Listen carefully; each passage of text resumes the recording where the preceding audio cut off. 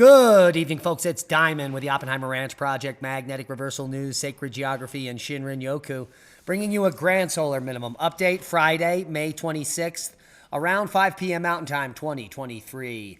The fires in Alberta and British Columbia have all but been put out by Mother Nature. Almost no fires up in Canada, but we still have some residual smoke, and there's more precipitation on the way. The big story for the U.S., severe weather to threaten the Plains, Rockies, and Great Basin. Keep calm. It's boom time.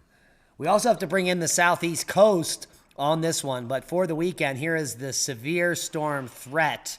In some areas, very likely, especially down there in the east of El Paso there near Texas, the nexus of the Schmexis. It's also going to be quite rainy, a tropical disturbance off the southeast Atlantic coast, off the coast of currently South Carolina, will be bringing some heavy rain to the coastal regions. 3 to potentially 8 inches for Wilmington, Delaware. So if you're from Hatters south to Charlestown, you're looking at 2 to 3 inches over the next few days.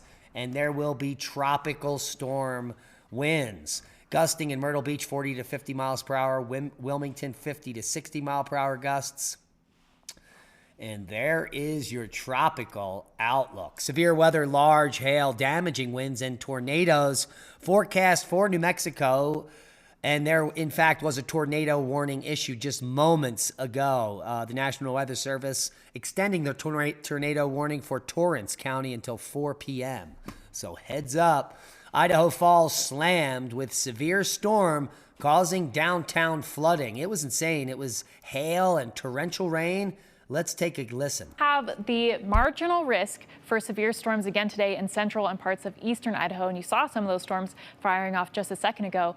And those storms are going to expected to be continue through the afternoon and through the evening. But yesterday, so much rain fell in Idaho Falls, streets quickly flooded. During the storm, the Idaho Falls Fire Department said every street in the downtown area was impassable. Here are some of the sights and sounds from the storm as it passed through.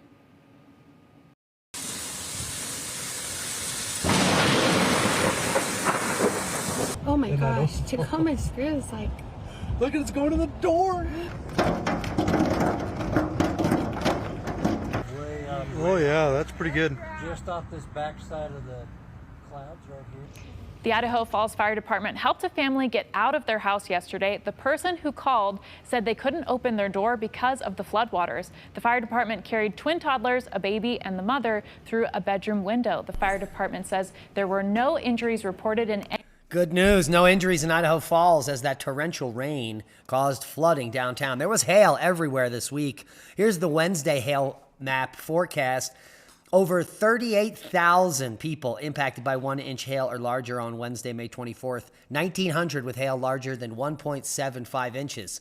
And for Thursday, it didn't get any better. 11,000 impacted with 1-inch hail or larger, and almost 1,000 impacted with 1.75-inch hail or larger. We haven't gotten any big hail so far this season above 2.5 inches, but that will change soon. Mark my words. Memorial Weekend snow clips Mount Washington, and happy summer skiing at least 10 ski resorts. Here's the site at Mount Washington on Thursday, and a wintry one at that. And we still have tons of ski resorts skiing. Palisades, Tahoe, the deepest snow ever recorded at 723 inches. They're still snowing at Palisades, and they'll be snowing till July 4th. Mammoth Mountain, a new all-time record for snow this season, 715 inches. Projected closing date is at the end of July, weather permitting. And a new record at Timberline Lodge in Oregon, 695 inches. Holy macaroni. Projected closing date for that resort is September. And we've even got ski resorts in Colorado still open. Arapahoe Basin with 258 inches will be skiing until June 4th. Killington is even open in Vermont. Holy macaroni, with the total season snowfall of almost 200 inches. They'll be skiing at Killington until weather is permitting. So they're going hard from one of the biggest snow seasons in recorded history. How do you like them apples, mainstream media? And now the full forecast. Severe thunderstorms and excessive rainfall in the plains. Non-tropical low to bring heavy rain to the southern coast. Severe thunderstorms are most likely late this afternoon through evening from eastern New Mexico into West Texas. Excessive rainfall from thunderstorms over the southern and northern high plains may produce areas of flooding through Saturday. A developing non-tropical low in the southeast coast will produce heavy rain locally in the Carolinas and part of Virginia, along with rip currents. So if you're going to go out in the seas, take warning. We will be losing some lives this Memorial Day weekend.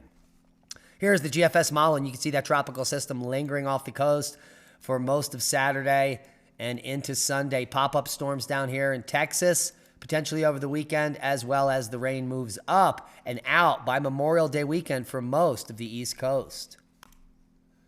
And here is the total precipitated water in the Northern Hemisphere. And we can see that those areas with fire up in Canada are going to get a lot of moisture through the first week of June, which is good news for the fires. Also, some of the regions in the U.S. that have been particularly dry will be picking up plenty of moisture there. Nebraska and Kansas looking like 3 to 5 inches through the next 2 weeks. And there were severe thunderstorms on the other side of the earth, in the southern hemisphere. Severe thunderstorms dumped huge hailstones on New South Wales. Many locals were caught off guard as warnings were issued as a matter of urgency. An angry sky on the move. This waterspout snaking its way towards Newcastle. A ferocious storm cell blanketing the beaches. Roads filled with torrents of water and ice. A swimming pool assaulted from the sky. While golf ball-sized hail bombarded backyards. I've never in my life seen... Oh my God. Hailstones this big, this is nuts. Check out the size of these, this is my hand. This is insane. But it wasn't necessarily safer inside as windows were shattered. Literally, my window had smashed on the floor. I've got a hailstone in my house. Oh my God. Oh my God, I got a hailstone in my house. Back to the smoke map. So there's some devastating storms happening out there in New South Wales. As most of the fires are out, just less than a dozen fires, it looks like, up in Canada currently. The U.S. showing way more fires. Most of them east of the Mississippi. Interesting. Seismic update. No quakes of note. We did have a moderately large M6.1 off the coast of Honshu, Japan, but they've endured much larger quakes than that. In the U.S., a 4.1 in Prattville.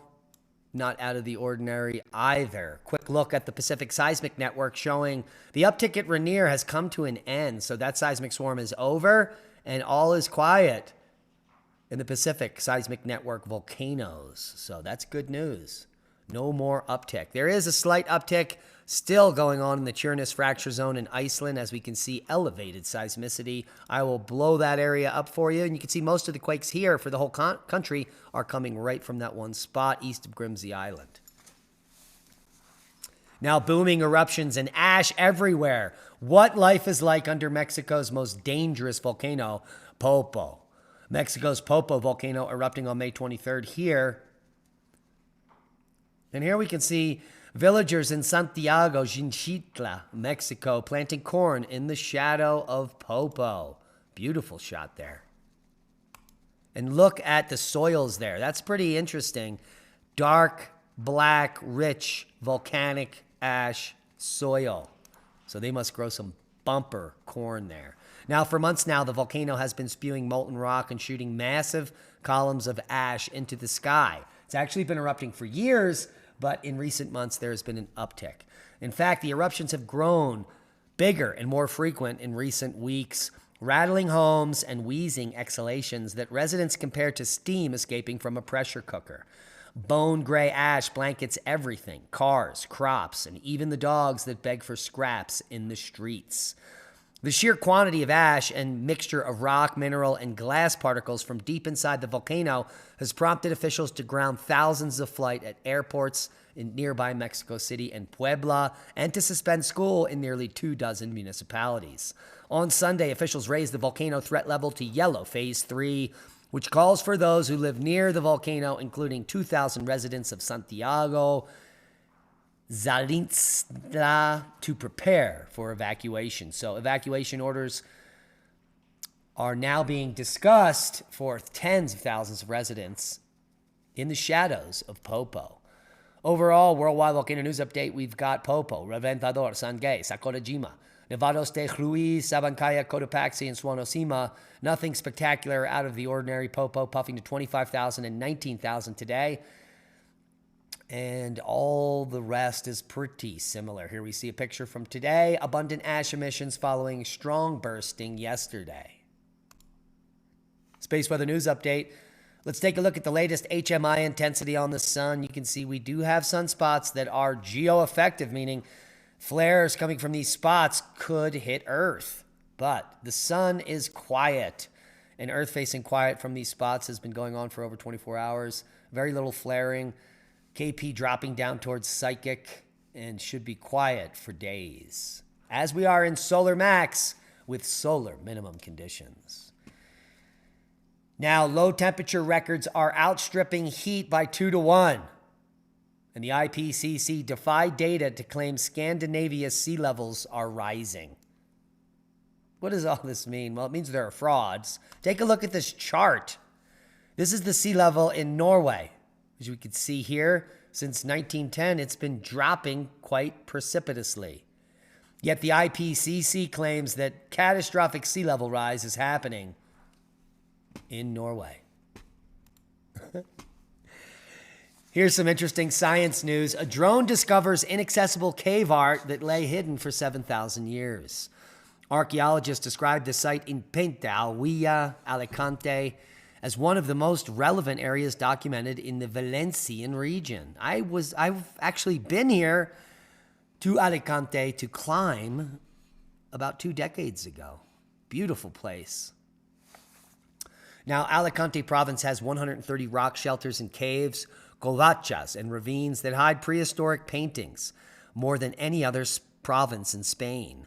The latest fascinating discovery has been made at a site of great value with Neolithic paintings uncovered in several caves, difficult to access on foot. And there's the art. It's not that spectacular. But here's the paper, and you need a translator. Alicante is at the point here on the eastern coast of Spain, the beginning of the Costa Blanca, which is this portion of Spain. This is the limestone precipice in question, and the caves are high up, hundreds of feet off the ground, and very inaccessible unless you're a technical climber.